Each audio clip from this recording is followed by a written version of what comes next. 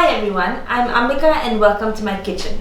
So we're going to do a really simple recipe today. A hummus falafel wrap with some fresh salad greens and some pickled veggies.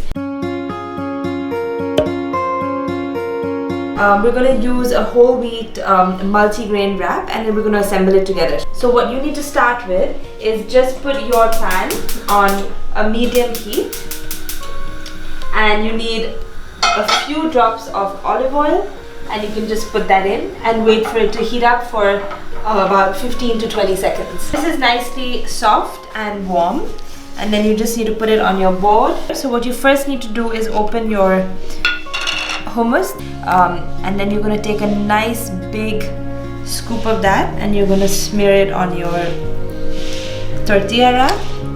I would say 2 spoons is perfect. You can also add a little bit of cilantro, a little bit of parsley, a few herbs if you have any.